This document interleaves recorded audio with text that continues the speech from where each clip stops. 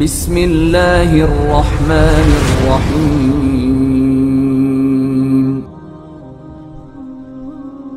بسم اللہ الرحمن الرحیم الحمد للہ رب العالمین والعاقبۃ للمتقین والصلاة والسلام على سیدنا محمد وعلى آلہ وصحبہ اجمعین اما بعد اعوذ باللہ من الشیطان الرجیم بسم اللہ الرحمن الرحیم كونوا ربانيين بما كنتم تعلمون الكتاب وبما كنتم تدرسون وقال النبي صلى الله عليه وسلم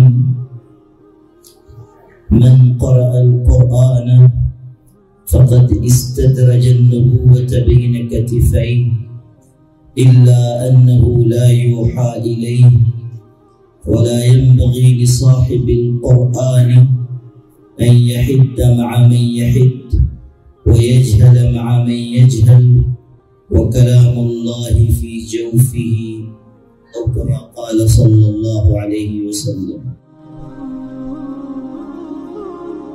قابل احترام علماء کرام،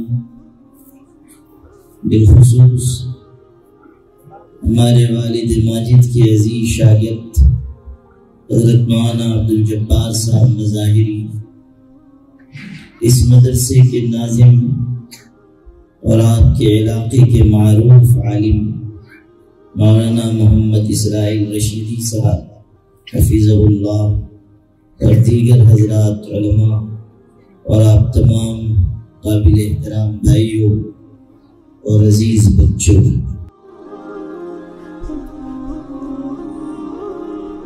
ہم سب کے لیے یہ خوشی کا موقع ہے کہ اس فعال کارگزار ادارے کے سالانہ اجلاس میں ہم لوگ شریک ہیں، اور اس لحاظ سے بھی ہماری سعادت بڑھی ہوئی ہے کہ یہ قرآن پاک سے نسبت رکھنے والی مجلس ہے۔ قرآن پاک اللہ کا ایسا کلام ہے کہ بے جان کاغذ، بے جان دفتی اگر اس سے جڑ جاتی ہے تو وہ چومے جانے کے لائق بنتی ہے۔ قرآن پاک کی نسبت، قرآن پاک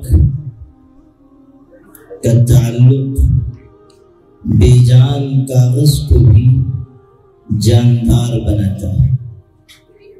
جب جیتا جاگتا انسان اللہ کے کلام سے جڑے گا تو اس کو کتنی عظمت، کیسی سعادت حاصل ہوگی، اس کا اندازہ لگانا مشکل ہے۔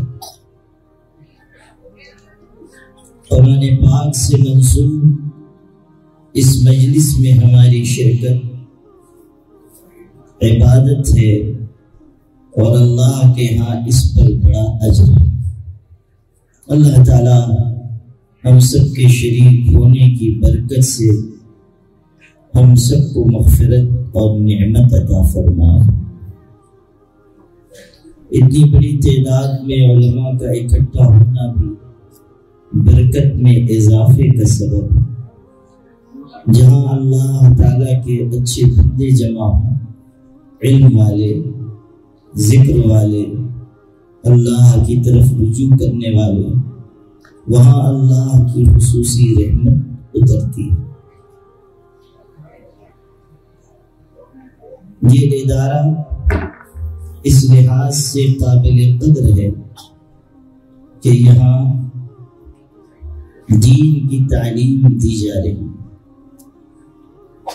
اور قرآن مجید کی خدمت انجام پا رہی ہے۔ اس لحاظ سے بھی اس ادارے کی عظمت اور اہمیت ہے کہ اس کی نسبت ایک بڑے بزرگ سے قائم ہے۔ نسبت سے چیزوں میں طاقت آتی ہے۔ یہ جو آپ بار بار نام سن رہے تھے، دارالعلوم صدیقیہ، یہ جو صدیقیہ لفظ ہے یہ منسوب ہے مشہور عالم اور بزرگ صاحب نسبت شخص حضرت مولانا قاری صدیق احمد بانوی رحمۃ اللہ علیہ سے، اور حضرت قاری صاحب رحمۃ اللہ علیہ بہت ہی ذی علم، اللہ سے قربت رکھنے والے، مجاہدات برداشت کرنے والے عالم تھے۔ علماء اور بھی ہوئے ہیں، اور سب علماء ہمارے سروں کے تاج۔ اس حقیقت کو ہمیشہ یاد رکھیے، عالم چھوٹا ہو یا بڑا، مشہور ہو یا غیر مشہور، اس کی عزت کرنا ہمارے ذمہ لازم ہے۔ اور یہ حقیقت بھی ذہن میں رکھنی چاہیے کہ عالم کی عزت صرف عام انسان پر ضروری نہیں ہے، عالم کو بھی عالم کی عزت کرنا لازمی ہے۔ یہ بات ذہن سے نکل جاتی ہے کہ عام آدمی کو تو ہم پابند بنائیں کہ وہ عالم دین کی عزت کرے، لیکن ہم بحیثیت عالم دوسرے عالم کی عزت کرتے ہیں یا نہیں؟ ایک حافظ دوسرے حافظ کی عزت کرتا ہے یا نہیں؟ ایک خادم دین دوسرے خادم دین کو محبت کی نظر سے دیکھتا ہے یا نہیں؟ یہ بھی ضروری ہے۔ کبھی ایسا ہو جاتا ہے کوئی معمولی بات پیش آ گئی اور ایک عالم دوسرے عالم سے کھنچ گیا اور یہاں وہاں برائی بیان کرنی شروع، چونکہ اللہ نے ذرا تقریر کی صلاحیت بھی دے رکھی ہے، تو برائی بھی جو بیان ہوتی ہے وہ ماشاءاللہ پوری کتاب المصالح تیار ہوتی ہے، یعنی ٹھکانے سے خطائیں، گناہ، برائیاں، گفتنی بھی نہ گفتنی بھی، کی ہوئی بھی نہ کی ہوئی بھی، کچھ اپنی تصنیف، کچھ ایجاد بندہ، سب بیان ہوتی ہے۔ ہمیں اس کا خیال رکھنا چاہیے کہ عام آدمی کا گناہ بھی گناہ ہے اور عالم کا گناہ بھی گناہ ہے، بلکہ اگر کوئی جان بوجھ کر، علم رکھنے والا جان بوجھ کر اگر کوئی غلط کام کر رہا ہے تو اللہ کے ہاں اس کی زیادہ سخت پکڑ ہے، وبال اس کا بڑھا ہوا ہے۔ ہمیں اپنے دوسرے بھائیوں، اپنے دوسرے عالم اور دین کے خادم بھائیوں کے لیے حسن ظن کا مزاج بنانا چاہیے۔ آپ کو ایک چھوٹا سا قصہ سنا کر پھر اپنی بات مکمل کروں۔ حضرت مولانا اظہر حسین صاحب رحمۃ اللہ علیہ بزرگ گزرے، وہ دیوبند کے ایک بہت مشہور روحانی اور علمی خانوادے کے فرد تھے، اور اللہ نے ان کو بڑی مقبولیت دی تھی، لیکن جتنے اونچے تھے اتنے چھوٹے بن کر رہتے تھے، یہاں تک کہ اگر محلے کی مسجد میں امام صاحب نہ ہوتے اور لوگ ان سے کہتے کہ نماز پڑھا دیجیے تو نماز نہیں پڑھاتے تھے، حالانکہ بہت بڑے عالم، بڑے بڑے علماء کے استاد، لیکن انکساری تھی، جھکاؤ تھا، تواضع تھی، 5 وقتہ نمازوں میں بھی امامت نہیں کرتے تھے، حالانکہ بزرگ بھی بہت بڑے، وہ تو ایسے خاندان کے تھے جس میں حضرت میاں منی شاہ رحمۃ اللہ علیہ جیسے عالی مرتبت شیخ گزرے۔ میاں منی شاہ وہ شخصیت ہے کہ حضرت مولانا قاسم نانوتوی ان کے بارے میں یہ کہتے تھے کہ یہ شخص ایسا ہے کہ گناہ کبیرہ تو دور کی بات ہے، مجھے ایسا گمان ہوتا ہے کہ کبھی گناہ صغیرہ کا خیال بھی ان کے دل پہ نہیں گزرا۔ ایسے شخص بہت ہی بھولے والے، بہت ہی اللہ والے، اور عجیب طرز زندگی تھا۔ چھوٹے چھوٹے بچوں کو پڑھاتے تھے، اور بچے تو بچے ہی ہوتے ہیں، طالب علم تو طالب علم ہوتے ہیں۔ یہ جو ہمارے طلباء ہیں نا ماشاءاللہ، ان کا کوئی توڑ دنیا میں نہیں ہے۔ یہ طلباء ایسے ہیں کہ جن کے اوپر کوئی وار، کوئی اوزار کچھ اثر نہیں کرتا. مولانا اسرائیل شکر پانی پہ دم کر کے دیں گے تو کوئی اثر نہیں. یہ الٹے لٹک کے بھی وظیفہ پڑھیں گے تو طالب علم کو کوئی اثر ہونے والا نہیں. طالب علم بادشاہ ہوتا ہے، اس کو کوئی توڑ نہیں. ایک بادشاہ تھا، بات سے بات یاد آتی ہے، شیء بالشیء اس کا. ایک بادشاہ تھا، وہ مولویوں سے اور طالب علموں سے بہت دوری رکھتا تھا. بادشاہ علماء سے اور طلباء سے قریب تھا. اس کو وزیر تھا، وہ مخالفت کرتا تھا. بادشاہ کے دل میں قدر تھا، وزیر مخالفت کرتا. ایک دن بادشاہ بھی تھا اور وزیر بھی تھا. کوئی طالب علم سامنے سے گزرا تو وزیر کو موقع مل گیا. کہنے لگا کہ بادشاہ سلامت، یہ ناکارہ لوگ ہیں، کتابوں میں لگے رہتے ہیں، ان کو نہ عقل ہے، نہ شعور ہے، نہ سمجھ ہے. بادشاہ نے کہا چلو امتحان لے لیتے ہیں. وزیر نے کہا بہت اچھا. بادشاہ نے بلایا طالب علم کو اور وزیر سے کہا کہ تم کوئی سوال کرو، اندازہ ہو جائے گا کہ عقل شعور علم کا کیا معیار ہے. اور وزیر کو بھی چاہیے تھا کہ کوئی علمی بات پوچھتا ہے، لیکن اس کو تو نیچا دکھانا تھا، اس کو تو طالب علم کو نیچا دکھانا تھا. اس نے سوال عجیب کیا. سامنے ایک تالاب تھا. اس نے کہا کہ ذرا بتاؤ کہ اس تالاب میں کتنے پیالہ پانی ہے. تالاب میں کتنے پیالہ پانی ہے ذرا بتاؤ. اب آپ غور کیجئے کہ کسی تالاب کے بارے میں کوئی پوچھ لے کہ اس میں کتنا پیالہ پانی ہے تو کون جواب دے پائے گا. لیکن طالب علم ہوتا ہے.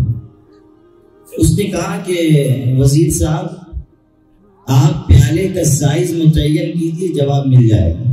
اگر پیالہ تالاب کے برابر ہے تو 1 پیالہ پانی ہے. اگر تالاب کا آدھا ہے پیالہ تو 2 پیالہ پانی ہے. اگر چوتھائی ہے تو 4 پیالہ پانی ہے. اور اسی طرح وہ آگے بڑھاتا گیا. امید ہے کہ وزیر بے ہوش ہو گیا ہوگا، اس لیے کہ اس نے یہ سمجھا تھا کہ اس کا جواب یہ نہیں دے سکے. لیکن اس نے جواب ایسا دیا کہ وزیر نے اپنی وصیت میں لکھا ہوگا کہ کسی طالب علم سے میری اولاد بھی کبھی مناظرہ مباحثہ نہ کرے. تو طالب علم ہوتا ہے. حضرت میاں ابن شاہ رحمۃ اللہ علیہ چھوٹے بچوں کو پڑھاتے تھے اور وہ زمانہ گھڑی گھنٹے کا تھا نہیں. حضرت ایک پتھر رکھ دیتے تھے اور فرماتے تھے کہ جب یہاں تک دھوپ آ جائے گی چھٹی ہو جائے گی. بچے کھسکا کے اس کو ادھر کر دیتے تھے، نظر ان کی ہٹی ادھر کر دیتے، جلدی دھوپ آئے جلدی چھٹی ہو.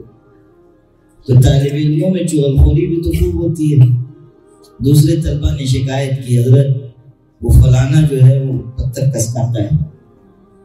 حضرت نے جو جواب دیا وہ سننے کے لائق اور اس سے ان کی طبیعت اور شرافت کا اندازہ ہوتا ہے.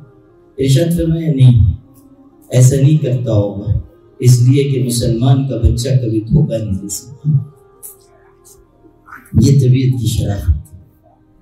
وہ عجیب شخص تھا اور بہت ہی مستجاب الدعا. چونکہ طاعات پر زندگی تھی اس لیے دعا میں بہت تاثیر تھی. جس کے لیے جو دعا کرتے تھے مقبول ہوتی تھی.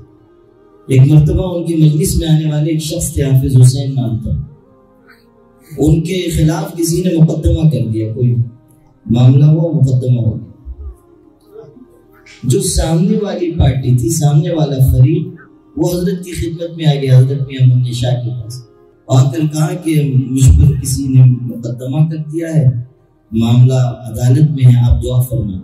حضرت نے دعا کے لیے ہاتھ اٹھایا، دعا فرمائیں اور کہا کہ تم معاملے میں کامیاب ہو جاؤ. یہ تو چلا گیا. حافظ حسین صاحب سے کسی نے کہا کہ ارے غضب ہو گیا، وہ تمہارے سامنے والے فریق نے حضرت سے دعا کرا دی. اب وہ آئے، ذرا مزاج کے تیز تھے، وہ آ کر حضرت سے کہنے لگے یہ تو بڑی اچھی بات ہوئی حضرت، آپ کی مجلس میں آتے ہم ہیں، دعا آپ ان کو دیتے ہیں جو ہمارے مخالف ہیں. آپ نے ان کے حق میں دعا کر دی، اب تو وہی جیتیں گے. آپ کی دعا رد نہیں ہوتی ہے، وہی جیتیں گے. آپ میرے لیے دعا کیجیے. حضرت نے فرمایا کہ بھائی اب تو ہم دعا کر چکے، اب تو وہی جیتے گا. البتہ جب اس دفعہ جیت جائے تو اگلی عدالت میں تم کیس کر دینا، اس وقت مجھ سے دعا کرا لینا، اس وقت تم جیت جاؤ. چنانچہ ایسے ہی ہوا، اس معاملے میں سامنے والا فریق جیتا، پھر اگلے عدالت میں اپیل کی گئی، حضرت نے دعا فرمائی تو یہ جیتے۔ اللہ نے ایسی تاثیر ان کی دعا میں رکھی تھی۔ اس خاندان کے تھے حضرت مولانا اصغر حسین صاحب رحمۃ اللہ علیہ۔ اب سنیے جو واقعہ اصل سنانا تھا وہ یہ کہ حضرت مولانا اصغر حسین صاحب دیوبند میں رہتے تھے، دارالعلوم میں پڑھاتے تھے، بڑی شہرت تھی، اللہ نے لوگوں کے دل میں محبت ڈالی تھی۔ اس زمانے میں ایسا ہوا کہ دیوبند میں بارش نہیں ہوئی، قحط ہو گیا، اور یہ طے پایا کہ استسقاء کی نماز پڑھی جائے۔ اس زمانے میں دو ہی بڑے بزرگ تھے، ایک حضرت مولانا اصغر حسین صاحب اور ایک اور وہ بھی بہت نامی گرامی عالم تھے، ان کا نام لینا مصلحت کے خلاف ہے، وہ بھی بہت بڑے عالم بزرگ، لیکن ان دونوں کے درمیان کسی علمی معاملے میں اختلاف تھا۔ مولانا اصغر حسین صاحب اور وہ جو بزرگ تھے، علمی اختلاف تھا، کوئی ذاتی اختلاف نہیں تھا، علمی اختلاف تھا۔ جب بات آئی کہ استسقاء کی نماز پڑھی جائے گی تو اب یہ مسئلہ آیا کہ امامت کون کرے گا، تو وہی لوگ ہیں، یا تو حضرت مولانا اصغر حسین صاحب ہیں یا یہ بزرگ ہیں۔ تو لوگوں نے کہا کہ بھئی حضرت مولانا اصغر حسین صاحب تو کبھی محلے کی مسجد میں بھی نماز نہیں پڑھاتے، اس لیے استسقاء کی نماز پڑھانے کا تو سوال ہی نہیں، بڑا مجمع ہوگا، تو یہ جو دوسرے بزرگ ہیں یہ پڑھا۔ چنانچہ ان کی امامت میں نماز پڑھی گئی، اور انداز دیکھیے، علماء کے اختلاف کا طریقہ دیکھیے۔ حضرت مولانا اصغر حسین صاحب تشریف لے کے نماز انہی بزرگ کے پیچھے نماز ادا فرمائی، دوسرے دن پھر گئے، پھر ان کے پیچھے نماز پڑھی۔ اللہ کی طرف کی بات یہ کہ نہ پہلے دن بارش آئی، نہ دوسرے دن بارش آئی، پھر تیسرے دن بھی لوگ استسقاء کے لیے جمع ہوئے۔ اب تیسرے دن امامت سے ذرا پہلے مولانا اصغر حسین صاحب سب سے نکلے اور ان عالم اور بزرگ سے کہا کہ حضرت اگر اجازت ہو تو آج نماز میں پڑھا دیتا ہوں۔ انہوں نے کہا کہ ہمیں تو بہت خوشی ہوگی، ان کا بھی ظرف دیکھیے، کہا ہمیں بہت خوشی ہوگی اگر آپ نماز پڑھائیں، آپ کے پیچھے ہم نماز پڑھیں گے۔ مولانا اصغر حسین صاحب نے نماز پڑھائی، نماز ہو گئی، شام تک پھر بارش نہیں ہوئی، اور ان کے شاگردوں اور عقیدت مندوں میں یہ بات چلی کہ پتہ ہی کیا بات ہے، حضرت تو کبھی وقتہ نماز میں اصرار کے باوجود امامت نہیں کرتے، اور آج اتنے بڑے مجمع میں خود کہہ کر نماز پڑھائی ہے، پتہ نہیں کیا بات ہے۔ کسی نے ان سے اصرار کر کے پوچھا تو انہوں نے ٹالا، لیکن جب زیادہ اصرار پڑھا تو انہوں نے جو بات کہی تھی وہ آپ کو سنانا تھا۔ ارشاد فرمایا کہ مجھ کو اللہ کی طرف سے یہ الہام ہوا کہ یہ قحط ابھی جائے گا نہیں اور بارش آئے گی نہیں، استسقاء کی نماز کے باوجود بارش نہیں آئے گی۔ 2 دن ان عالم نے نماز پڑھائی تھی، مجھ کو یہ اندیشہ ہوا کہ تیسرے دن بھی وہ امامت کریں گے اور بارش نہیں آنی ہے، وہ نہیں آئے گی۔ جب بارش نہیں ہوگی تو لوگوں میں یہ بات پھیلے گی کہ امام میں کوئی کمی ہے جس کی وجہ سے بارش نہیں آئی، اس لیے میں نے چاہا کہ اس ملامت میں بھی شریک ہوں۔ اگر لوگ کہیں تو صرف ان کو اکیلے نہ کہیں بلکہ ہم دونوں کو کہیں کہ دونوں میں کچھ کمی ہے جس کی وجہ سے بارش نہیں آئی۔ آپ غور کیجیے، حالانکہ ان عالم سے ان کا اختلاف تھا، علمی اختلاف تھا، لیکن کس طرح کا حسن ظن ہے، دل کتنا بنا ہوا ہے، دل کے اندر کتنی شفافیت ہے، دل کس قدر اچھی صفات اور اچھے اخلاق سے آراستہ ہے۔ مدرسہ ایسے ہی نمونے کے لوگ تیار کرتا ہے، مدرسے میں ایسے ہی پاکیزہ نفوس کی تربیت انجام پاتی ہے۔ مدرسہ اور اداروں کی طرح صرف پڑھا دینے کا ادارہ نہیں ہے، مدرسہ اپنے آپ کو ایک سانچے میں ڈھال کر بہترین تربیت یافتہ افراد پیش کرنے والا ادارہ ہے۔ مدرسے کی قدر و قیمت ہمیں سمجھنی چاہیے۔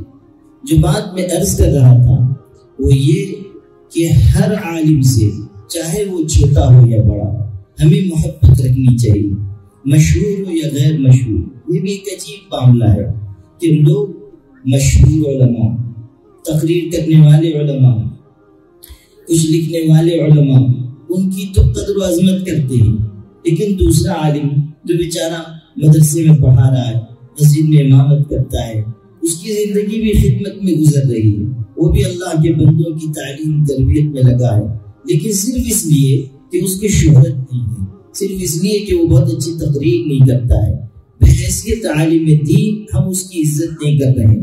کبھی میں یہ سوچتا ہوں کہ ہم اگر کسی مشہور عالم دین کی تعظیم کر رہے ہیں تو ایسا تو نہیں ہے کہ ہم عالم کی تعظیم نہیں کر رہے ہیں، اس کی شہرت کی تعظیم کر رہے ہیں۔ ہم اس کے مشہور ہو جانے اور اس کے آگے پیچھے چلنے والے لوگوں کو اور اس کے حلقے کو دیکھ کر اس کی تعظیم کر رہے ہیں، یہ نہیں ہونا چاہیے۔ ہر عالم دین سے محبت رکھیے، اور عالم دین سے محبت صرف اس لیے رکھیے کہ یہ اللہ کے دین کا جاننے والا ہے، یہ دین کی خدمت کرنے والا ہے۔ عالم دین سے محبت بہت بڑی چیز ہے۔ مجھ کو ایک واقعہ یاد آیا، 4 اماموں میں سے ایک امام گزرے ہیں، حضرت امام احمد بن حنبل رحمۃ اللہ علیہ، بہت اونچے درجے کے شخص تھے، اللہ کے ہاں ان کا بڑا مقام تھا، علم بھی ان کا بہت گہرا تھا۔ 4 اماموں میں سے ایک امام ہیں، اور خلق قرآن کے فتنے کے وقت انہوں نے ایسی بڑی خدمت انجام دی کہ رہتی دنیا تک ان کا نام زندہ رہے گا۔ حکومت وقت سے ٹکرا گئے، حکومت نے اس زمانے میں مسلمان حکومت تھی، لیکن اس حکومت نے ان کو بہت سخت سزائیں دی، ان کو کوڑے مارے گئے، درے مارے گئے۔ صدائے حق میں مولانا ابوالکلام آزاد نے لکھا ہے کہ جس جلاد نے حضرت امام احمد ابن حنبل کو کوڑے مارے، اس کا خود کا بیان ہے کہ جتنے کوڑے میں نے احمد ابن حنبل کو لگائے ہیں، اگر کسی ہاتھی کو بھی مارتا تو وہ مر جاتا۔ اتنی سخت سزائیں انہوں نے جی، صرف اس لیے کہ ایک غلط بات امت میں چل نہ پڑے، ایک غلط مسئلہ امت میں چل نہ پڑے۔ سخت سزائیں جھیلی، سخت تکلیف اٹھائی، قید خانے میں رہے، جیل کی صعوبتیں برداشت کی، اپنے جسم پر کوڑے کھائے، لیکن آخر دم تک حق کا کلمہ اپنی زبان سے کہتے رہے۔ یہی ذمہ داری علماء کی ہے۔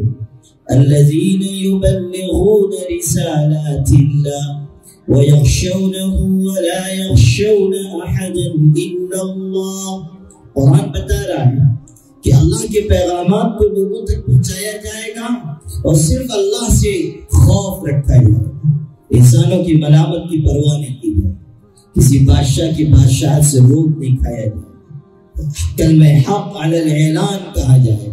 امام مالک امام دار الہجرت تھے، اور ایک خاص فقہی مسئلے میں جب ان کا ٹکراؤ حکومت سے ہوا اور ان کو ایک سواری پر سوار کر کے سزا کے طور پر مدینے میں گھمایا جا رہا تھا، اس وقت وہ اعلان فرماتے تھے کہ من عرفنی فقد عرفنی ومن لم يعرفني فأنا مالك بن أنس وأقول إن طلاق المكره ليس بواقع۔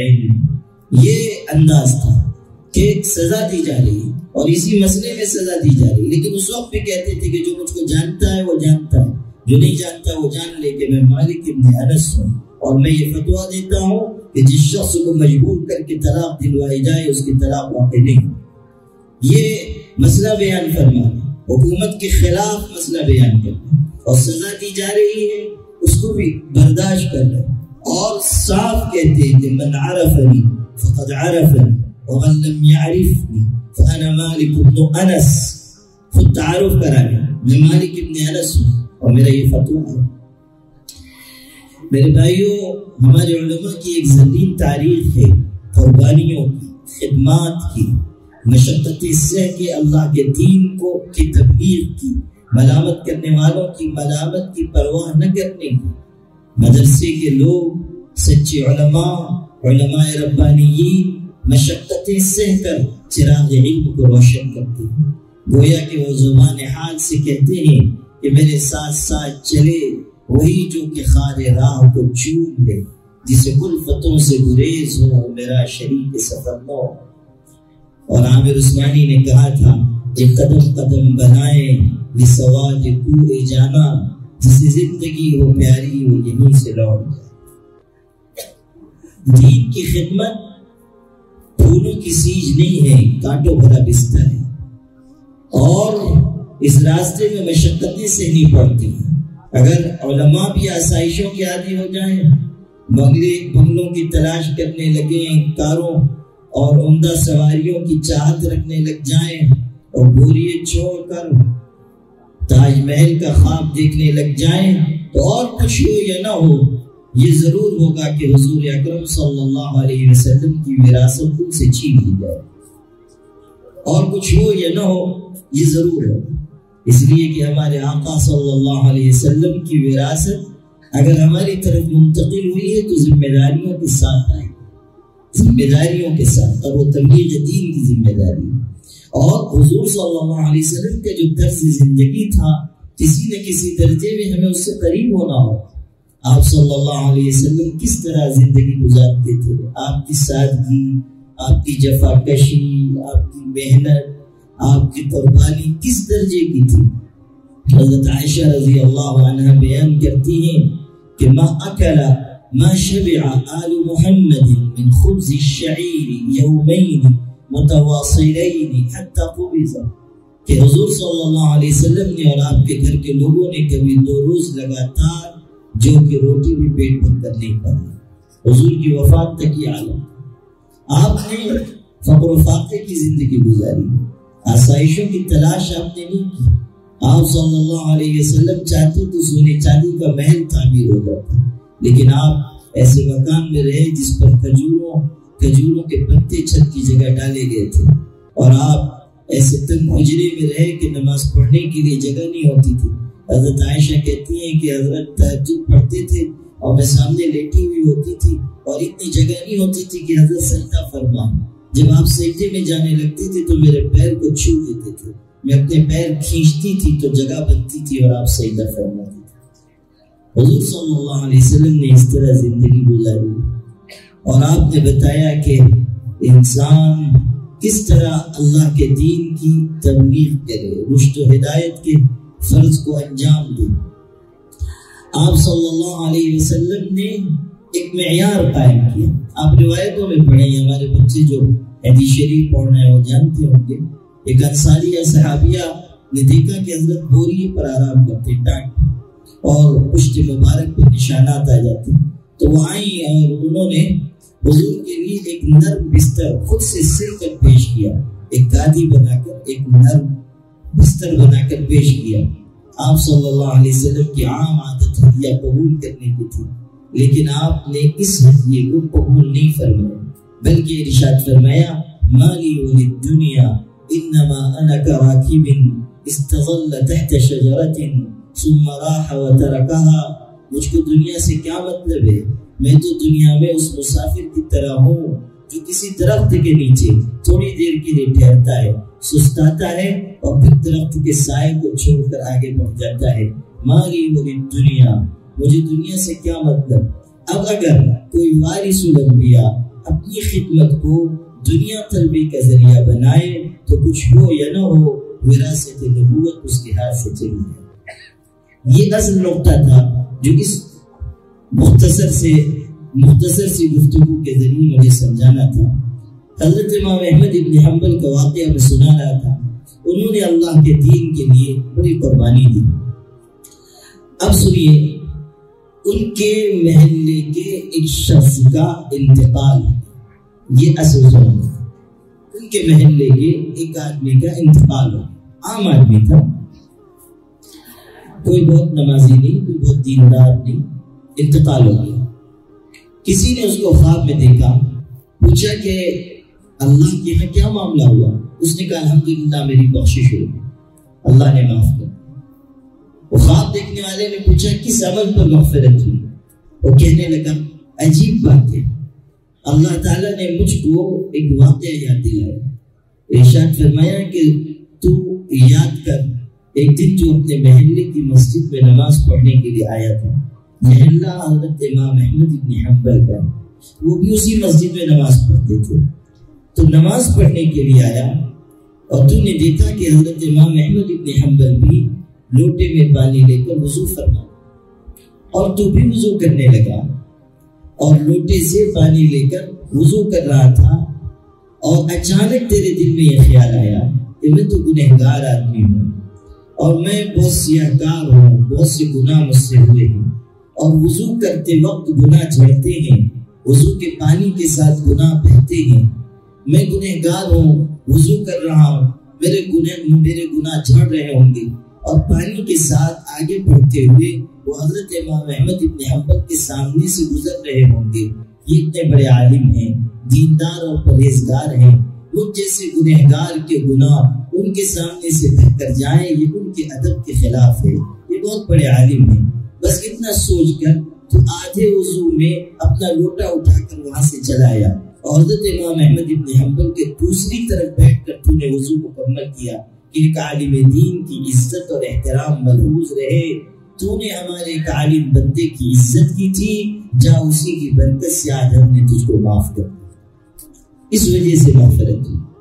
عالم دین سے محبت کرنے، اس کا احترام کرنے کی وجہ سے مغفرت ہوئی۔ تو میرے بھائیوں، علماء سے محبت کرنے کی عادت ڈالنی چاہیے، مدرسے سے محبت کرنی چاہیے، حفاظ سے محبت کرنی چاہیے۔ حضور اکرم صلی اللہ علیہ وسلم نے فرمایا، اکرموا العلماء، علماء کی عزت کرو، فإنہم ورثۃ الانبیاء، وہ انبیاء کے وارث ہیں، انبیاء کی وراثت ان کو ملی ہے۔ ہمارے علماء سب کے سب ہمارے سروں کے تاج ہیں۔ اب پھر میں وہاں لوٹتا ہوں جہاں سے میں نے یہ مضمون چڑھا تھا۔ یہ ادارہ حضرت مولانا قاری صدیق صاحب بانوی رحمۃ اللہ علیہ سے منسوب ہے۔ علماء اور بھی بہت ہیں، سب ہمارے سروں کے تاج ہیں، سب عزت کے لائق ہیں، لیکن بعض علماء کی بعض خوبیاں ان کو دوسروں سے ممتاز کرتی ہیں۔ حضرت قاری صدیق صاحب کی کئی باتیں ایسی تھیں جو ان کو دوسرے علماء سے ممتاز کرتی تھی۔ ایک چیز تو ان کے اندر یہ تھی کہ غیر معمولی سادگی، جفاکشی اور قربانی کا جذبہ تھا۔ انہوں نے جو مدرسہ قائم کیا ہتھوڑا باندھا میں، اس زمانے میں وہ علاقہ بہت ہی پسماندہ تھا، وہاں دینداری کا نام و نشان نہیں تھا۔ لوگ گھروں میں تصویریں رکھتے تھے، مسلمان بت اپنے گھروں میں رکھتے تھے۔ یہ دیکھ کر وہ تڑپ گئے، اور ایک اچھی جگہ وہ مدرس تھے، بڑے ادارے میں پڑھاتے تھے، تدریس چھوڑ کر گئے اس علاقے میں کہ یہاں مجھ کو کام کرنا ہے، یہاں دین کی تعلیم کو عام کرنا ہے۔ کوئی ساتھ دینے والا نہیں تھا، کوئی چندہ دینے والا نہیں تھا، کوئی استقبال کرنے والا نہیں تھا۔ بے سر و سامانی کے عالم میں انہوں نے مدرسے کی بنیاد رکھی۔ کچے چند کمرے بنائے گئے تھے۔ بنائے کیا گئے تھے؟ مولانا قاری صدیق صاحب نے اور ان کے جو چند طلبہ تھے، انہوں نے اپنے ہاتھوں سے وہ کمرے بنائے، خود مزدوروں کی طرح کام کیا۔ بہت ہی جفاکشی، بہت ہی قربانی، بہت ہی محنت کا جذبہ تھا۔ اور ایک اور بہت بڑی خوبی ان کی یہ تھی کہ وہ اللہ کے ذکر کے غیر معمولی عادی انسان تھے۔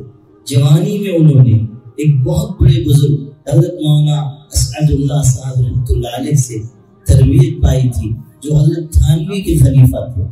جوانی کے زمانے میں ان کی خدمت کی، بہت ان کے ساتھ رہے اور ان سے دین سیکھا، ان سے تربیت پائی اور چمک گئے۔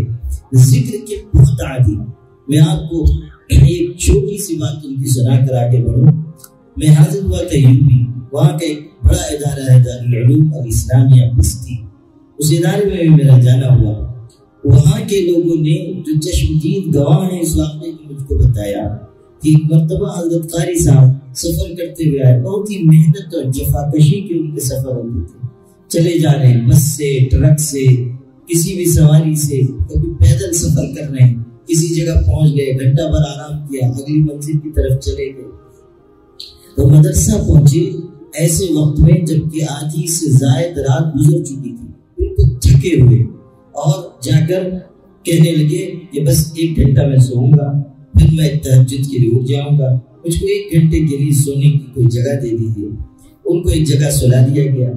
اب ذرا دیر گزری، 10 منٹ گزرے ہوں گے کہ لوگوں نے آواز سنی کہ ان کے حجرے سے ذکر کی آواز آ رہی ہے۔ جس طرح زور سے ذکر کیا جاتا ہے اس طرح ذکر کی آواز آ رہی ہے۔ تو ان لوگوں نے خیال کیا کہ حضرت اتنے تھکے ہوئے آئے ہیں اور ابھی تہجد میں اٹھنا ہے، اور پھر اس کے بعد اگلا سفر ہے، 1 گھنٹہ سونے کے لیے ملا ہے، اس میں بھی بیٹھ کے ذکر کرنے لگے، یہ ٹھیک نہیں ہے۔ تہجد کے وقت ذکر کرنے وہ اچھا ہے، یہ خیال کر کے وہ شخص جنہوں نے حضرت کو لٹایا تھا وہ آئے کہ حضرت خود سے میں گزارش کروں کہ آپ سو جائیں گے، 1 گھنٹے کے بعد ذکر کیجیے۔ وہ کہتے ہیں کہ جب میں آیا تو میں نے دیکھا کہ حضرت تو چارپائی پر لیٹے ہوئے ہیں اور نیند لگی ہوئی ہے، سو چکے ہیں، اور ذکر کی جو آواز آ رہی ہے وہ ان کے دل سے آ رہی ہے، اور اللہ تعالیٰ کو یاد کرنے والا بندہ نیند کی حالت میں بھی اللہ تعالیٰ کے ذکر میں مشغول ہے۔ آپ غور کیجئے کہ انہوں نے کتنی محنت کی ہوگی اور ذکر و فکر میں کتنا آگے بڑھے ہوں گے۔ اب پھر سنیے کہ انہوں نے مدرسے کے قیام کے سلسلے میں کتنی محنت کی۔ اس سے ہمارے عام مسلمان بھائیوں کو بھی اندازہ ہوگا کہ مدرسوں کی تاریخ جفاکشی کی تاریخ ہے، مدرسوں کی تاریخ قربانیوں کی تاریخ ہے۔ مدرسے یوں نہیں بنے، مدرسے یوں نہیں چلے، مدرسوں کی جڑوں میں ہمارے اکابر کا خون پیوست ہے۔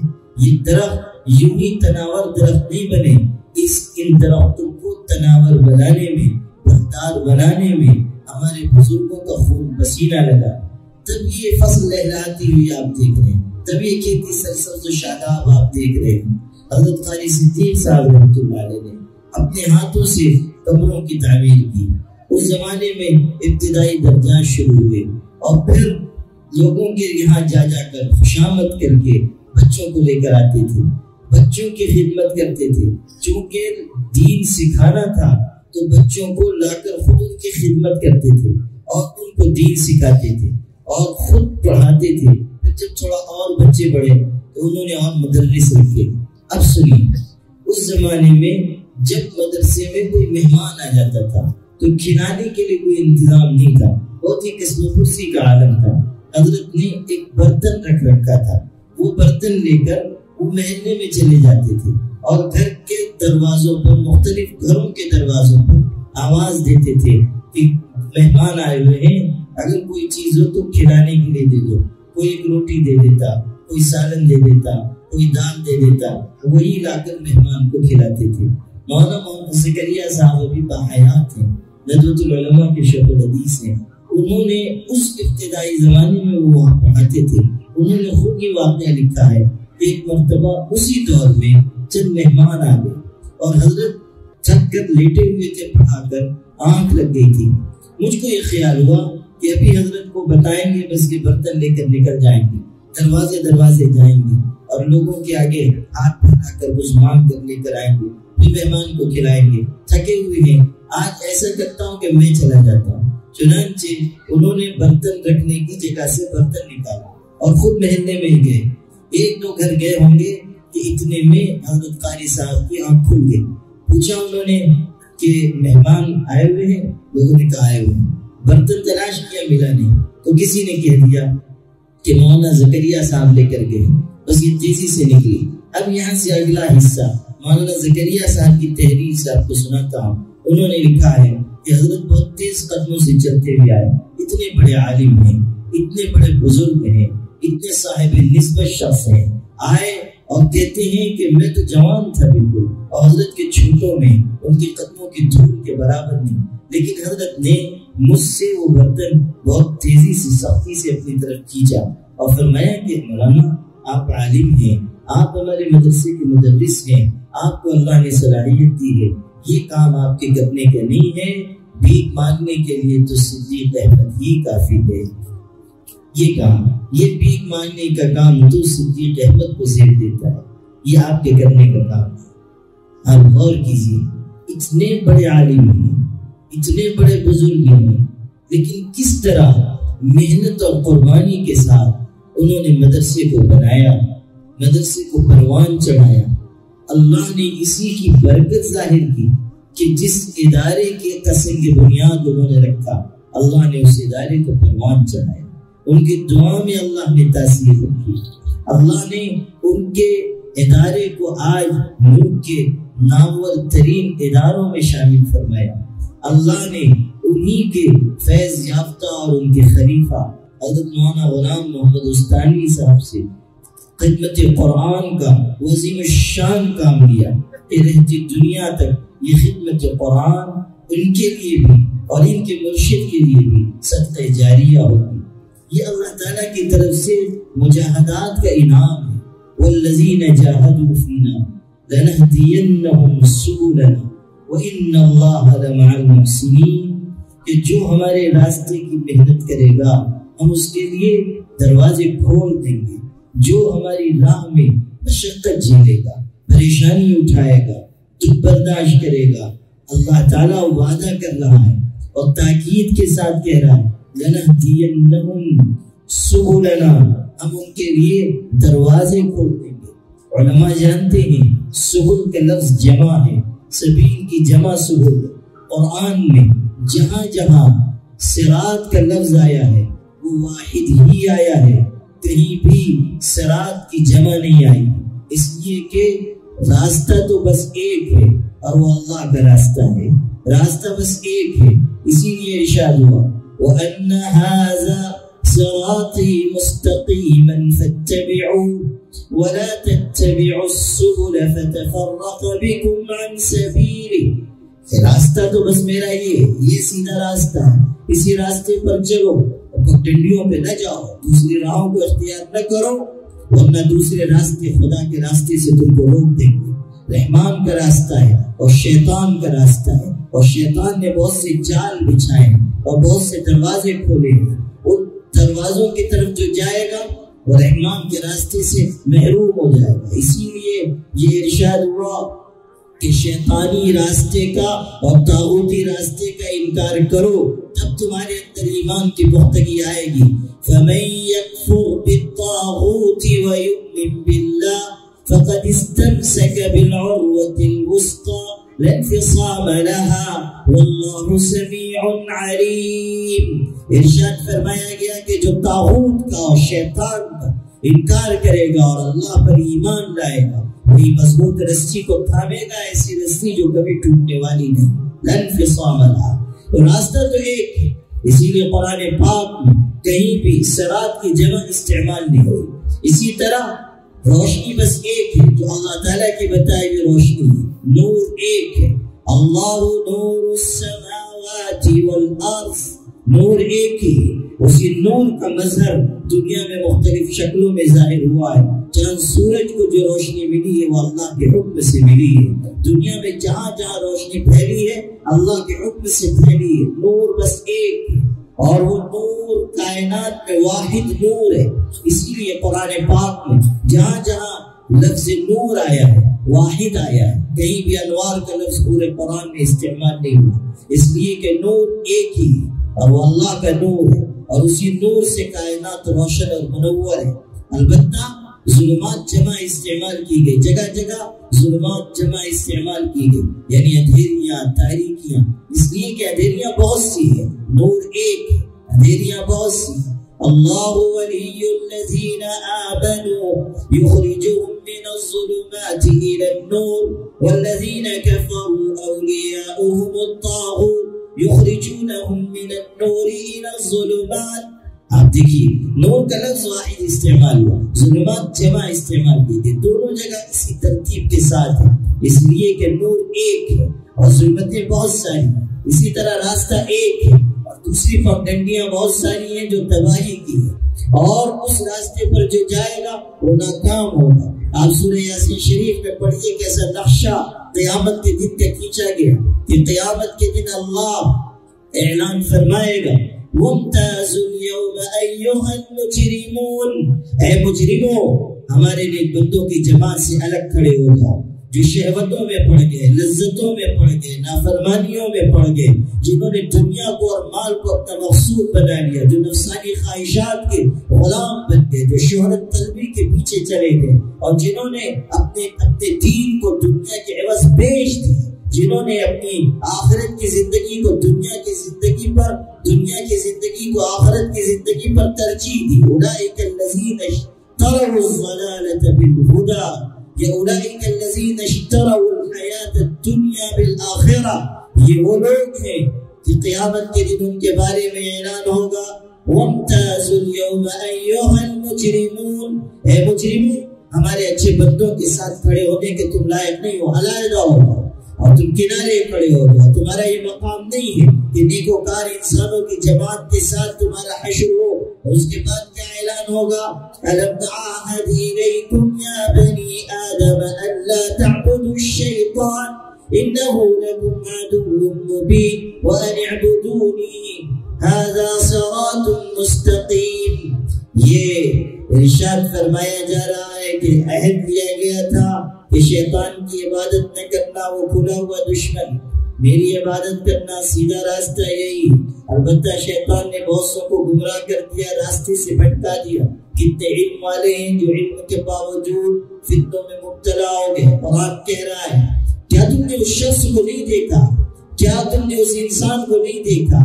من اتخذ الہہ ہوا وَأَضَلَّهُ اللَّهُ عَلَى عِلْمٍ، کہ جس نے اپنی نفسانی چاہتوں کو اپنا معبود بنا لیا، اپنا خدا بنا لیا، اور اللہ نے اس کو علم کے باوجود گمراہ کیا. علم کے باوجود اللہ نے فتنوں میں ڈال دیا. اضلہ اللہ علی علم. علم نہیں بچائے گا، خدا کا فضل بچائے گا. علم نہیں بچائے گا، نیکی انسان کی مددگار بنے گی. علم نہیں بچائے گا، عمل انسان کے گرد حصار بن کر کھڑا ہوگا. حدیث میں انسان کو قبر میں لٹایا جائے گا اور عذاب اس کی طرف دوڑ کر آئے گا. سر کی طرف سے آئے گا تو ایک حسین و جمیل جوان آ جائے گا اور عذاب کو ہٹا دے گا. پھر پیر کی طرف سے عذاب آئے گا، وہی جوان آئے گا، عذاب کو دور پھینک دے گا. پھر دائیں سے بائیں سے وہ قبر میں جانے والا حیران ہوگا، یہ کون حسین و جمیل جوان ہے جو آج مشکل کے وقت میں میری مدد کر رہا ہے اور عذاب کو دفع کرتا ہے. حیرت سے پوچھے گا آپ کون ہیں کہ اس مشکل وقت میں آپ نے میری مدد کی؟ وہ حسین و جمیل جوان کہے گا تم مجھ کو بھول گئے؟ ارے میں وہ قرآن ہوں جس کی تم تلاوت کرتے تھے. میں وہ قرآن ہوں جس کی تم تلاوت کرتے تھے، جس کو تم پڑھتے تھے. نیکی کام آئے اور عذاب قبر سے حفاظت کا ذریعہ بن جائے گا. اضلہ اللہ علی علم. نفس کی چاہتوں کی تابع داری ہوگی، علم کے باوجود انسان گمراہ ہو جائے گا. عزت ذلت سے بدل جائے گی اور قیامت کے دن بے آبرو کر دیا جائے گا کہ قیامت کے دن ساری نیتیں اور سارے اعمال کھول دیے جائیں گے. یوم تبلی السرائر فما له من قوة ولا ناصر. قیامت کے دن سینوں کے راز ظاہر کر دیے جائیں گے اور کوئی طاقت بچانے والی اور کوئی مددگار نہیں ہوگا. دنیا میں چاہے ہم اپنی غلطیوں پر کتنے ہی پردے ڈالیں اور کتنی ہی چرب زبانی سے کام لیں اور کتنی ہی لفاظی کریں اور کتنی ہی منافقت برتیں، لیکن اللہ ہم سب کو ذلت سے بچائے. قیامت کے دن ساری چیز کھول کر پیش کر دی جائے، کوئی چیز چھپی بھی نہیں رہے. لا تخفى علیہ خافیہ. کوئی پوشیدہ سے پوشیدہ چیز اللہ پر پوشیدہ نہیں. حضرت لقمان نے اپنے بیٹے کو نصیحت کی. سورہ لقمان میں نقل کیا گیا، ارشاد ہوا یا بنی انها ان تک مثقال حبة من خردل فتكن في صخرة او في السماوات او في الارض يأتي بها اللہ. اے میرے بیٹے، اگر تو رائی کے دانے کے برابر کوئی گناہ کرے، زمین میں چھپ چھپ کر کرے، چٹان میں گھس کر کرے، آسمان زمین میں کسی کونے میں پوشیدہ ہو کر کرے، یأتی بها اللہ. قیامت کے دن اللہ اس گناہ کو حاضر کرے. قیامت کے دن اللہ اس غلطی کو لے آئے گا. وَنَضَعُ الْمَوَازِينَ الْقِسْطَ لِيَوْمِ الْقِيَامَةِ فَلَا تُظْلَمُ نَفْسٌ شَيْئًا وَإِنْ كَانَ مِثْقَالَ حَبَّةٍ مِّنْ خَرْدَلٍ أَتَيْنَا بِهَا وَكَفَى بِنَا حَاسِبِينَ. ارشاد ہوا قیامت کے دن ہم عدل و انصاف کے ترازو قائم کریں گے. اگر رائی کے دانے کے برابر بھی کوئی عمل ہوگا اس کو لے کر آ جائیں گے. اور آخری جملہ ہے وَكَفَى بِنَا حَاسِبِينَ. حساب لینے کے لیے ہم بہت کافی ہیں، ہماری طاقت کم نہیں، ہماری قوت کمزور نہیں. ایک ایک شخص کا حساب لیا جائے گا اور سارے اعمال ظاہر کر دیے جائیں گے. لا تزال قدم عبد يوم القيامة حتى يسأل عن أربع: عن عمره فيما أفناه، وعن شبابه فيما أبلاه، وعن علمه وعن ماله من أين اكتسبه وفيما أنفقه، وعن علمه ماذا عمل فيه. حضور ارشاد فرما رہے ہیں قیامت کے دن اس وقت تک کسی ابن آدم کا قدم اپنی جگہ سے ہل نہیں سکتا جب تک کہ وہ 4 سوالوں کا جواب نہ دے لے. پوچھا جائے گا زندگی کہاں کاٹ کر آیا، جوانی کہاں گزار کر آیا، مال کہاں سے کمایا اور کہاں خرچ کیا، اور علم کے بارے میں پوچھا جائے گا کہ اپنے علم پر کتنا عمل کیا۔ عن علمہ ماذا عمل فیہ۔ او عزیز بچوں، جو حافظ بن رہے ہو، عالم بن رہے ہو، اس حقیقت کو اچھی طرح سمجھ لو کہ علم بہت بڑی عزت بھی ہے اور بہت بڑی ذمہ داری بھی ہے۔ اگر علم کے باوجود بدعملی کے راستے پر چلو گے، کل قیامت کے دن اللہ کی بارگاہ میں کیا جواب دے سکو؟ پوچھا جائے گا اپنے علم پر تو نے کتنا عمل کیا، ہماری راہ میں کتنی قربانی دی، اپنی نیت کو کتنا درست کیا، لوگوں کو کس طرح نفع پہنچایا، کس طرح گناہوں سے اپنے آپ کو بچایا۔ پوچھا جائے گا قیامت کے دن عن علمہ ماذا عمل فیہ، اپنے علم پر کتنا عمل کیا۔ 4 سوالوں کا جواب دیے بغیر کسی کے قدم اپنی جگہ سے آگے نہیں بڑھ سکتے۔ مال کے بارے میں بھی سوال ہوگا۔ یہ جو ہمارے بھائی آئے ہیں، دکان چلا رہے ہیں، تجارت کر رہے ہیں، کھیتی باڑی کر رہے ہیں، سمجھے اس حقیقت کو کہ اگر ذرا بھی حرام مال شریک ہو جائے گا ہماری آمدنی میں، قیامت کے دن پوچھا جائے گا۔ اور اگر حلال جگہ سے بھی کمایا اور حرام جگہ خرچ کیا، جیسے شادی بیاہ کی تقریبات میں فضول خرچی کی، قیامت کے دن پکڑو۔ ابھی ہمارے ایک عزیز بچے نے تقریر کی، جہیز کے سلسلے میں، نکاح کے رسومات کے سلسلے میں کتنا پیسہ ہمارے سماج اور معاشرے میں فضول برباد کیا جا رہا ہے۔ امت پیچھے ہٹتی جا رہی ہے، امت کو نقصان ہو رہا ہے، دن بدن نئی نئی مشکلات آ رہی، نئے فتنے پیدا ہو۔ آپ نے دیکھا کرناٹک ہائی کورٹ نے کہہ دیا کہ پردہ اسلام کا لازمی حصہ نہیں ہے۔ اب مشکلات کھڑی ہو گئی، ہماری کتنی بچیوں کی تعلیم کا مسئلہ ہو جائے گا، کتنی ہماری بچیاں اسکولوں اور کالجز کے گیٹ پر بے آبرو ہو رہی ہیں کہ ان کا حجاب اتارا جا رہا ہے، ان کو آپشن دیا جا رہا ہے کہ یا تو تم تعلیم حاصل کرو یا پردہ کرو۔ کس طرح ان کو تماشا بنایا جا رہا ہے۔ اس ملک میں مسلمان بچیوں کے ساتھ، ہماری بیٹیوں کے ساتھ، ہماری بہنوں کے ساتھ یہ سلوک ہو رہا ہے۔ ہر نئے دن ایک نیا فتنہ آ رہا ہے، ہر نئے دن ایک نیا تماشا کھڑا کیا جا رہا ہے، فرقہ پرستی کا زہر پڑ رہا ہے، آئے دن مصیبتوں میں اضافہ ہو رہا ہے۔ لیکن ہماری غفلت ہے کہ ختم ہونے کو نہیں آ رہی، ہمارا خواب ہے کہ ٹوٹنے کو نہیں آ رہا ہے، ہماری مدہوشی ہے کہ اس کی انتہا قریب نہیں آ رہی، ہم اسی طرح مدہوشی کی زندگی گزار رہے ہیں۔ آپ غور کیجئے کہ اس ملک میں کتنے سنگین دوراہے پر یہ امت آ کر کھڑی ہو چکی ہے، لیکن ہم فضول خرچی سے باز نہیں آتے، ہم بدعملی سے باز نہیں آتے، بے حیائی اور نافرمانی سے ہم اپنے آپ کو بچا نہیں پاتے۔ وہی ہمارے آپس کے جھگڑے، وہی اختلافات، وہی آپس کی آویزشیں، وہی ہمارے ایک دوسرے سے کشمکش، وہی ایک دوسرے کی مخالفتیں، اسی میں ہماری صلاحیتیں، ہماری لیاقتیں، ہماری ذہانتیں، ہمارا مال، ہماری انرجی برباد ہو رہی ہے۔ وہ اللہ کے بندو، یہ ملت پیچھے ہٹتی جا رہی، ملت تباہ ہو رہی۔ میں کس طرح اپنا درد آپ سے عرض کروں، جو لوگ ملک کے اصل حالات سے واقف ہیں، جو حالات زمانہ کی نبض پر ہاتھ رکھے ہوئے، جو لوگ سمجھ رہے ہیں کہ ملک کتنے بدترین بحران کا شکار ہے، جو لوگ جان رہے ہیں کہ امت پر کیسے خطرات کے بادل منڈا رہے ہیں، ان کی راتوں کی نیندیں حرام ہوں، ان کو پریشانی ہے کہ ہمارے بچے کل مسلمان رہ سکیں گے کہ نہیں رہ سکیں گے، ہمارے بچے کل اس ملک میں اپنی جان، اپنا مال، اپنی عزت آبرو بچا پائیں گے کہ نہیں بچا پائیں گے۔ یہ صورتحال ہے، اور ہم اپنے خواب غفلت سے اٹھنے کے لیے تیار۔ وہی فضول ہمارے پیسے کی بربادی، فضول خرچیاں، ارمان پہ خرچ کرنا، چوچلے ہیں، طرح طرح کے شوق ہیں۔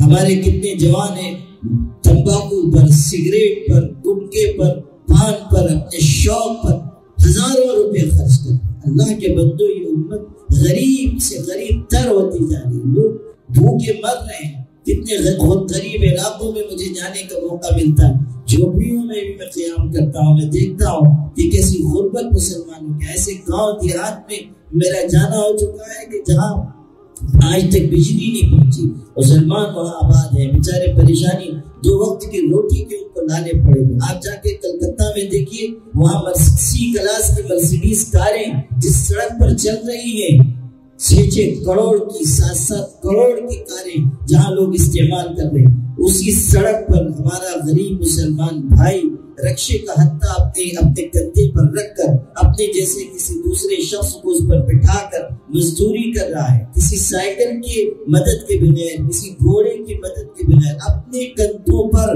رکشے کا ہتھا رکھ کر پیدل چلتا ہے، اور دوسرے شخص کو اس میں بٹھائے ہوئے ہیں، مئی جون کی چلچلاتی دھوپ میں اپنے سر کا پسینہ اپنے پیروں تک بہاتا ہے تاکہ 2 وقت کی روٹی اس کو اس کے بال بچوں کو نصیب ہو سکے۔ یہ اس امت کے حالات ہیں۔ اکثر و بیشتر وہاں رکشہ چلانے والے مسلمان ہیں۔ ابھی آپ نے قریب میں شاید دیکھا بھی ہو، ہمارے پڑوس کے ملک میں ایک مسلمان باپ نے بھری پوری مسلمان آبادی میں مسلمانوں کا محلہ، اور اس نے کئی وقت کے فاقے سے مجبور ہو جانے کے بعد اور بار بار اپنے بچے کے مطالبے سے پریشان ہو کر 4.5-5 سال کا بچہ تھا جو بھوک سے بلبلا رہا تھا اور بار بار باپ سے کھانے کا تقاضا کرتا تھا، اس نے مجبور ہو کر اپنے بچے کو اپنے گھر کی دیوار میں ایک کھیرا ٹھوک کر اس سے رسی لٹکا کر اس کو پھانسی دے دی، اور وہ بچہ 4.5-5 سال کا اسی طرح لٹکتی ہوئی اس کی لاش کی تصویر سوشل میڈیا پر وائرل ہوئی۔ میں اپنا کلیجہ تھام کر رہ گیا کہ مسلمانوں کے ملک میں، مسلمانوں کے محلے میں آس پاس مسلمان ہیں، اور وہاں ایک 4.5-5 سال کا بچہ بھوک کی شدت کی وجہ سے اپنے باپ کے ہاتھوں پھانسی پانے پر مجبور ہے۔ اس امت سے قیامت کے دن اللہ سوال کرے گا تو ہم آپ کیا جواب دے سکیں گے؟ وہ ننھی جان اگر ہمارے خلاف قیامت کے دن فریاد کرے اور اللہ کے حضور میں دعویٰ دائر کرے کہ یہ مسلمان آسانیوں میں رہے، سہولتوں سے کھاتے پیتے رہے، اچھی سواریوں میں رہے، اور ہم کو غربت کی وجہ سے، پریشانی اور مجبوری کی وجہ سے جان دینی پڑی، کیسے ہم قیامت کے دن جواب دیں گے؟ کیا عذر ہم قیامت کے دن پیش کر سکیں گے؟ ہمیں امت وحدت بنایا گیا تھا، ہمیں ہمدردی رکھنے والی امت بنایا گیا تھا، ہمیں دوسروں کا غمخوار بنایا گیا تھا، لیکن ہم خود غرضی اور مفاد پرستی کے دلدلوں میں ڈوبتے جا رہے ہیں، اپنے شوق پر، اپنے ارمانوں پر، اپنی چاہتوں پر خرچ کرتے ہیں۔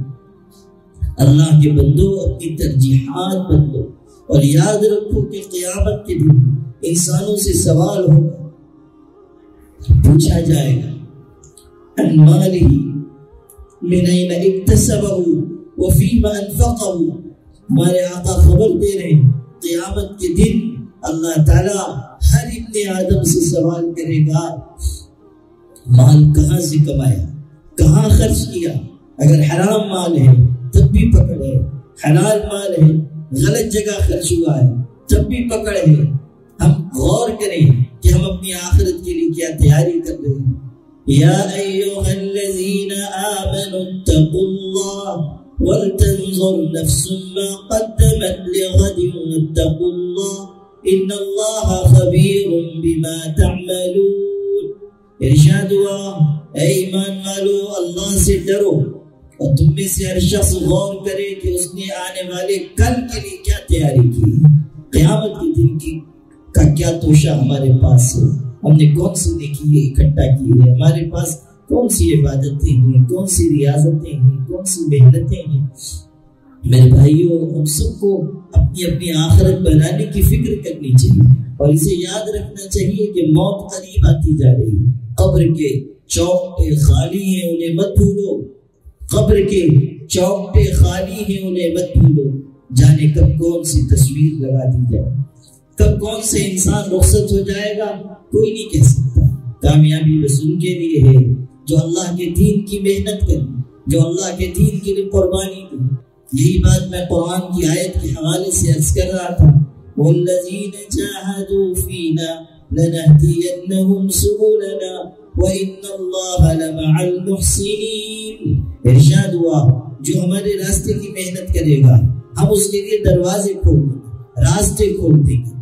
یہاں قرآن پاک نے جمع کا صیغہ استعمال کیا، واحد نے استعمال کیا۔ اس میں بہت بڑی حکمت ہے، مفسرین نے اشارہ کیا ہے کہ اللہ تعالیٰ نے اپنے کلام کے طرز سے بالکل الگ ہٹ کر یہاں جو جمع کا صیغہ استعمال کیا وہ اس لیے کہ اللہ بتانا چاہتا ہے کہ تم تھوڑی محنت بھی کرو گے تو ہم تم کو زیادہ انعام عطا کریں گے، اگر تم تھوڑی کوشش بھی کرو گے تو ہم ہدایت کا دروازہ کھولیں گے، ہم تمہارے لیے جنت کا راستہ کھولیں گے، ہم تمہارے لیے نعمت کا راستہ کھولیں گے، ہم تم پر اکرام کا راستہ کھول دیں گے، ہم تم پر علم کا راستہ کھول دیں گے، عمل کی توفیق کا راستہ کھول دیں گے۔ والذین جاہدوا فینا لنہدینہم سبلنا، جو اخلاص کے ساتھ اللہ کے دین کی محنت کرے گا اللہ تعالیٰ راستے کشادہ کر دے گا اور ہدایت کے دروازے، رحمت کے دروازے، عافیت کے دروازے، جنت کے دروازے اس کے لیے کھول دیے جائیں گے۔ اسی راستے پر ہم کو آنا چاہیے، اپنے اندر فکر آخرت پیدا کرنی چاہیے۔ قرآن تربیت کر رہا ہے، یہ قرآن سے منسوخ جلسہ ہے، قرآن ہماری تربیت کرتا ہے کہ ہمیں کیسے جینا ہے۔ وَأَمَّا مَنْ خَافَ مَقَامَ رَبِّهِ وَنَهَى النَّفْسَ عَنِ الْهَوَىٰ فَإِنَّ الْجَنَّةَ هِيَ الْمَأْوَىٰ۔ ارشاد ہوا کہ جو اپنے پروردگار کے سامنے کھڑے ہونے سے ڈرتا ہے اور اپنے آپ کو نفس کی چاہتوں سے بچاتا ہے، جنت اس کا ٹھکانہ ہے۔ خوف خدا پیدا کرنا، آخرت کی فکر پیدا کرنا، یہ قرآن کی دعوت ہے، یہ قرآن کا بتایا ہوا سانچہ ہے۔ ہر شخص چاہے وہ عالم ہو یا عامی، چاہے وہ پڑھا لکھا ہو یا بن پڑھا لکھا، چاہے امیر ہو یا فقیر، چاہے حاکم ہو یا محکوم، راستہ ایک ہے، اور وہ یہ کہ ہم اپنے اندر خوف خدا پیدا کریں اور فکر آخرت پیدا کریں، اور ہم اس دنیا میں رہتے ہوئے اپنی نگاہ اپنی عاقبت پر رکھیں۔ ہر وقت ہماری فکر یہ ہو کہ ہماری آخرت بن جائے، ہماری عاقبت سنور جائے، ہماری ایک ہی جستجو ہو، میرا اللہ مجھ سے راضی ہو جائے۔ مدرسے کی زندگی کا نچوڑ بھی یہی ہے۔ ہمارے طلبہ اس حقیقت کو سمجھ لیں کہ پڑھانے کا مقصود بس ایک ہے، اور وہ یہ کہ اللہ کی رضا کا جذبہ آ جائے۔ قل ان صلاتي ونسكي ومحياي ومماتي لله رب العالمين لا شريك له وبذلك أمرت وأنا أول المسلمين۔ مدرسہ یہ مزاج پیدا کرتا ہے کہ میری نماز، میری قربانی، میرا جینا، میرا مرنا سب اللہ کے لیے ہے۔ جو جہانوں کی پرورش کرنے والا ہے اس کا کوئی شریک نہیں ہے، بس اللہ کی رضا کی جستجو، اللہ کو خوش کرنے کا جذبہ یہ ہر شخص کے دل میں آئے، اور خاص طریقے پر طالب علم کے دل میں، عالم کے دل میں، کہ میری زندگی کا مقصد بس اللہ کے دین کی سرفرازی ہے، اعلاء کلمت اللہ ہے، احیاء دین ہے۔ میری زندگی کا مقصد یہ ہے کہ اللہ کا دین سب تک پہنچ جائے، میری زندگی کا مقصد یہ ہے کہ امت اپنے قدموں پر کھڑی ہو جائے، میری زندگی کا مقصد یہ ہے کہ اللہ مجھ سے بھی راضی ہو اور تمام مسلمانوں سے راضی ہو جائے، میری زندگی کا مقصد یہ ہے کہ کفر کی الغار دب جائے اور ایمان کا بول بالا ہو، لتکون کلمۃ اللہ ہی العلیٰ، اللہ کا کلمہ بلند ہو جائے، اللہ کا نام بلند ہو جائے، اللہ کا دین غالب آ جائے، اللہ تعالیٰ کا پیغام دنیا کے کونے کونے میں پہنچ جائے، مشرق میں، مغرب میں، شمال میں، جنوب میں، امیر کے گھر، فقیر کے گھر، ہر دروازے تک اللہ کے دین کا پیغام پہنچے۔ یہ میری زندگی کا مقصد ہے، اور یہی مزاج مدرسہ پیدا کرتا ہے۔ اس لیے میں نے شروع میں وہ آیت تلاوت کی تھی جس میں مقصد بیان ہوا، مدرسے کی تعلیم کا مقصد کیا ہے۔ ارشاد ہوا كونوا ربانيين بما كنتم تعلمون الكتاب وبما كنتم تدرسون۔ وہ لوگوں کان کھول کر سنو کہ تم جو پڑھ رہے ہو، جو پڑھا رہے ہو، جو کتاب کا مطالعہ کرتے ہو، پھر درس دیتے ہو، جو درس دے رہے سب سنو کہ اس کا مقصد یہ ہے کہ تم اللہ والے بن جاؤ۔ کونوا ربانیین، اللہ والے بنو، تمہارے اندر ذکر کا مزاج آئے، تمہارے اندر فکر آئے، تمہارے اندر تواضع آئے، تمہارے اندر انکساری آئے، تم میں خشیت پیدا ہو، انابت پیدا ہو، توکل پیدا ہو، اللہ پر اعتماد کرنے والے بنو۔ دنیا کے انسانوں سے نگاہ پھیر لو، دنیا کے انسانوں کی شہرت پر، ان کے مال پر نظر نہ ڈالو، حضور اکرم صلی اللہ علیہ وسلم تشریف رکھتے تھے اور صحابی نے آ کر کہا نصیحت کر دیجیے اور مختصر نصیحت کیجیے. آپ نے ارشاد فرمایا 3 چھوٹے چھوٹے جملے کہے لیکن کتنے قیمتی. ارشاد فرمایا صلی صلاۃ مودعین، جس طرح دنیا سے رخصت ہونے والا نماز پڑھتا ہے ایسی نماز پڑھو، یعنی نماز اس احساس سے پڑھو کہ میری آخری نماز ہے. ولا تکلم بکلام تعظم منه غدا، کوئی ایسی بات اپنی زبان سے نہ کہو کہ کل تم کو معذرت کرنی پڑے، معافی مانگنی پڑے. زبان کا محتاط استعمال کرو، گالی نہ دو، کسی کو برا نہ کہو، غیبت نہ کرو، منافقت کی باتیں نہ کرو، کسی کی چاپلوسی اور تملق نہ کرو. اپنے آپ کو ظاہر و باطن میں یکساں رکھو، اللہ کے حضور میں مانگا کرو کہ اللہم اجعل سریرتی خیرا من علانیتی واجعل علانیتی صالحا، کہ اللہ میرے باطن کو میرے ظاہر سے زیادہ اچھا بنا اور میرے ظاہر کو بھی بہتر بنا. حضور کی دعاؤں میں سے دعا ہے، اس طرح کی دعا اللہ سے مانگو، ظاہر و باطن کی یکسانیت اور زبان کی شفافیت. قولوا قولا سدیدا، ہمیشہ صاف ستھری بات کرو، منافقت کی بات نہ کرو، لگی لپٹی بات نہ کرو، غیبت کے بول زبان سے نہ نکالو. لا تجسسوا ولا یغتب بعضکم بعضا، کوئی مسلمان دوسرے مسلمان کی ٹو اور تلاش میں نہ رہے، عیب کی جستجو نہ کرے اور نہ کوئی دوسرے کی غیبت بیان کرے. سخت جملہ کہا گیا ایحب احدکم ان یأکل لحم اخیہ میتا فکرہتموہ، کیا تم میں سے کوئی یہ پسند کرے گا کہ اپنے مردہ بھائی کا گوشت کھائے؟ جب یہ بات تم سے کہی جاتی ہے تو تم کو ناگوار ہوتی ہے، پھر کیوں تم غیبت کرتے ہو، کیوں کسی کی برائی بیان کرتے ہو؟ عیب کی تلاش میں نہ لگو. حضور نے تو ایک حدیث میں یہاں تک فرمایا اپنے بھائی کے عیب کی جستجو نہ کرو، اپنے بھائی کے عیب کی تلاش نہ کرو، ورنہ اللہ تمہارے عیب کے پیچھے لگ جائے گا. اور جب اللہ کسی کے عیب کے پیچھے لگ جاتا ہے تو اس کو گھر بیٹھے ذلیل کر دیتا ہے. یہ حدیث کے الفاظ ہیں، جب اللہ کسی کے عیب کے پیچھے لگ جاتا ہے گھر بیٹھے اس کو ذلیل کر دیتا ہے. اس لیے میرے بھائیوں احتیاط کی ضرورت ہے، اور پڑھنے پڑھانے کا مقصد ذہن میں رہے کہ وہ اللہ والا بننا ہے، اپنے اندر اچھی صفات لانا، اچھے اخلاق لانا، اچھا کردار پیدا کرنا. یہ جو ہمارے بچے حافظ ہوئے اس حقیقت کو سمجھیں کہ ان کی ذمہ داری بہت بڑی ہے. اب ان کو پھونک پھونک کر قدم رکھنا چاہیے، ان کو اپنے اندر اچھی صفات پیدا کرنا چاہیے، کلام پاک کو اپنے لیے رہنما بنانا چاہیے. میں نے شروع میں حدیث کی تلاوت کی تھی، حضور صلی اللہ علیہ وسلم ارشاد فرما رہے ہیں اور کیسی خوبصورت بات فرمائے کہ جو قرآن پڑھتا ہے یعنی یاد کرتا ہے وہ علوم نبوت کو اپنے دل میں جگہ دیتا ہے. استدرج النبوت بین کتفی الا انه لا يحائل، وہی نہیں کی جائے گی مگر علوم نبوت اس کے دل میں آ گئے، نبوت کے انوار اس کے دل میں آ گئے. آگے ارشاد فرمایا ذمہ داری بتائی کہ دیکھو جو حافظ ہو جائے اس کی ذمہ داری ہے کہ غصہ کرنے والے کے ساتھ غصہ نہ کرے اور جاہل کے ساتھ جہالت نہ برتے، اس حالت میں کہ اللہ کا کلام اس کے سینے میں، اللہ کا کلام سینے میں ہے اس لیے اس کو جھکاؤ کی زندگی اختیار کرنی چاہیے. اللہ کا کلام سینے میں ہے اس لیے اس کے اندر اخلاق اچھے ہونے چاہیے. پھر اس حقیقت کو بھی ذہن میں رکھیے کہ بس اب قرآن اوڑھنا بچھونا رہے، اسی کے ساتھ جینا ہے، اسی پر مرنا ہے. رات کی تاریکی میں اللہ کے حضور میں کھڑے ہو جائیں، گڑ گڑائیں، قرآن کی تلاوت کریں، لمبا قیام کریں. حافظ قرآن کی ذمہ داری ہے رات کے آخری پہر خدا کے حضور اس کا پاک کلام پڑھے تاکہ اللہ کی توجہ اور اس کی رحمت ملے.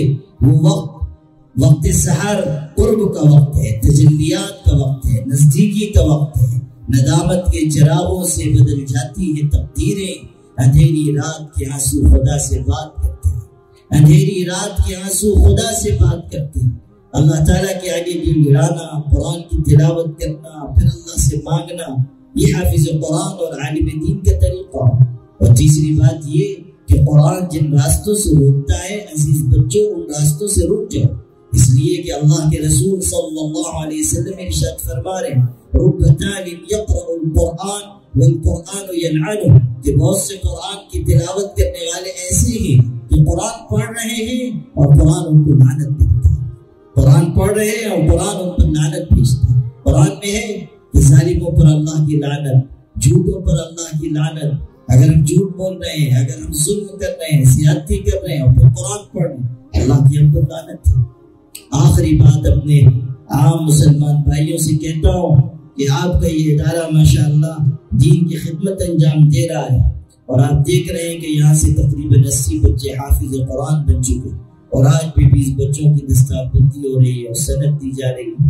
مولانا اسرائیل صاحب رشیدی اور ان کے ساتھی بڑی محنت کر رہے ہیں، اور ان کو محنت کرنی بھی چاہیے کہ یہ ان کی بنیادی ذمہ داری ہے، لیکن عام مسلمان بھائیوں کا بھی، علاقے کے لوگوں کا بھی یہ حق ہے اور ان کی ذمہ داری ہے کہ وہ اس دینی ادارے کی خدمت کریں اور اس دینی ادارے کا تعاون کریں، اس دینی ادارے کی کفالت کریں، یہاں کی ضروریات کا انتظام کریں۔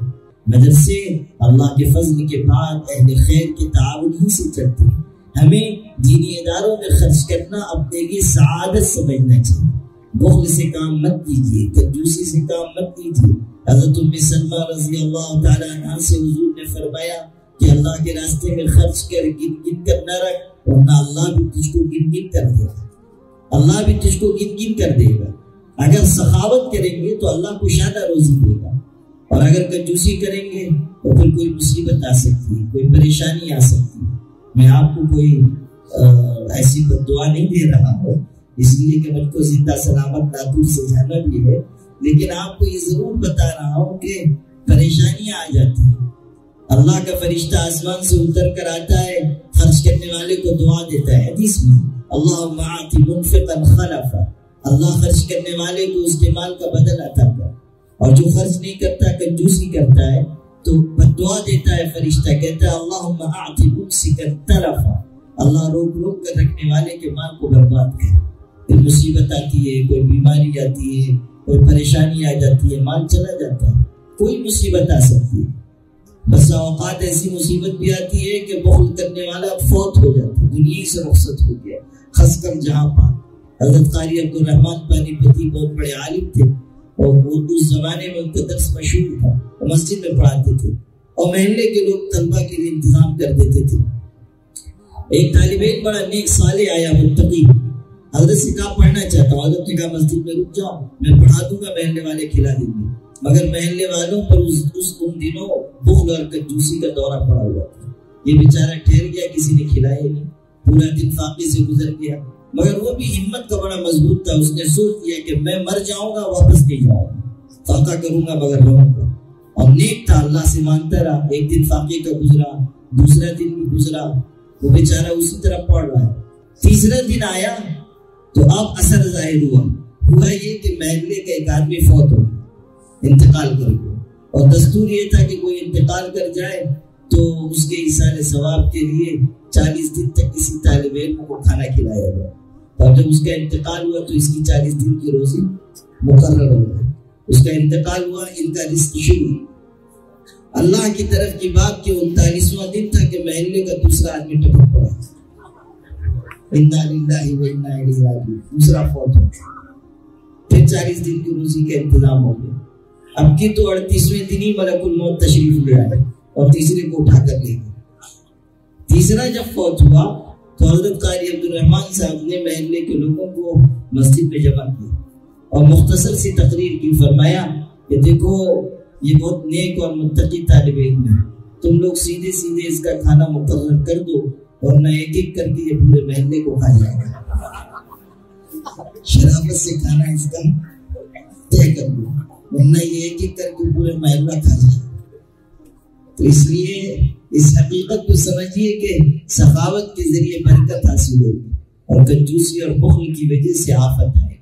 دینی اداروں پر خرچ کرنا ہم سب کے لیے سعادت ہے، اور خرچ کرنا ویسے بھی بہت بڑی نیکی ہے۔ حضرت بایزید بستانی سے کسی نے پوچھا تھا کہ زکوٰۃ کتنے مال پر فرض ہوتی ہے؟ انہوں نے کہا میں اپنے مسلک کے مطابق جواب دوں یا فقہا کے مسلک کے مطابق؟ تو پوچھنے والا بہت ذہین تھا، اس نے کہا کہ ان کا کون سا نیا مسلک بن گیا، یہ تو وہی کہیں گے جو علماء فقہا کہتے ہیں۔ تو کہنے لگا دونوں بتا دیجئے، علماء کا مسلک کیا ہے اور آپ کا مسلک کیا ہے؟ حضرت نے فرمایا علماء فقہا کا مسلک تو یہ ہے کہ اتنا مال ہو، سال گزر جائے، زکوٰۃ فرض ہوتی ہے، اتنا مال دینا ہوتا ہے۔ کہا اچھا آپ کا مسلک کیا ہے؟ ارشاد فرمایا ہمارا مسلک یہ ہے کہ اتنا مال جمع ہی مت ہونے دو جس پر زکوٰۃ فرض ہو۔ ہمارا یہ طریقہ ہے۔ تو اس حقیقت کو سمجھیے اور اس کے مطابق عمل کیجیے۔ اللہ پاک اس ادارے کی ہر شر سے حفاظت فرمائے، یہاں کی علماء کی خدمات کو قبول فرمائے، اور عزیز طالب علموں کو اور خوش نصیب حافظ بننے والے ہمارے بچوں کو قبول فرمائے۔ وآخر دعوانا